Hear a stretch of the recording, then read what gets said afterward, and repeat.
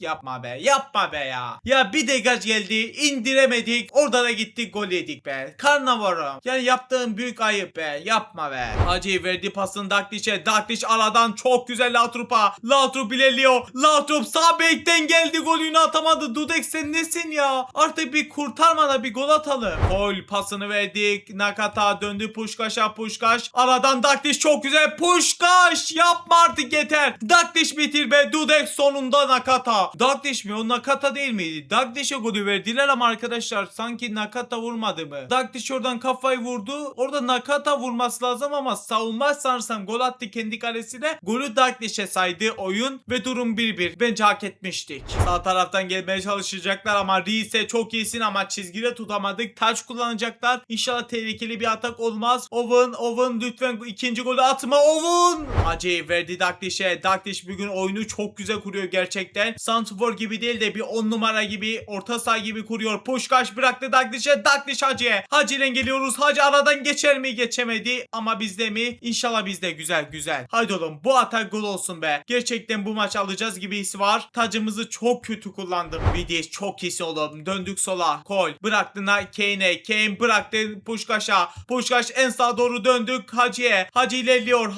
Hacı çalımını attı mı? Hacı dönüyor. Hacı geçti. Müthişsin Hacı. Hacı bir kez daha çalım atman lazım. Hacı müthişsin. Hacı içeriye ortası. Puşkaş'tan bir voley geldi olmadı. Dakliş bitiremedi. Yükleniyoruz. Atada geçiyorum. Riske giriyorum. Bu maç bizim. Biz hak ediyoruz. Dakliş en sağa doğru döndük. Hacı tekte Dakliş'i gördü. Dakliş ilerliyor. Dakliş içeri bir pas ama geçmedi be. Dakika çok az kaldı. Şimdi geliyorlar. İnşallah alırız. Owen'dan aldık. Güzel. Cannavaro bıraktı Kole. Kol çalımını attı. Döndü Nakata'ya. Nakata Puşkaş'a. Puşkaş Dakliş'e. Dakliş yapma. Kane bıraktı Hacı'ya. Haydi oğlum Hacı. Hacı yapma. Nakata mı? Puşkaş bitirdi 89. dakikada. Aktif olarak da canlı bir şekilde ligde iki arkadaşımız da beni de canlı olarak izliyor. Skorun yanında göreceksiniz. Puşkaş yani kötü bir kart olmasına rağmen iyi takip etti ve 2-1 yaptı. Gördüğünüz gibi 2 kişi izliyor aktif olarak. İnşallah gol yemeyiz. İnşallah defansa yatalım. Lütfen gol yemeyelim. Bu kötü kadroya rağmen kazanmamız çok güzel bir şey. Kane alman lazım doğru. Lütfen şut çektirmeyelim. Yapma. Çok korktum. 90+5 gol yemememiz lazım ve maçımızı kazandık be.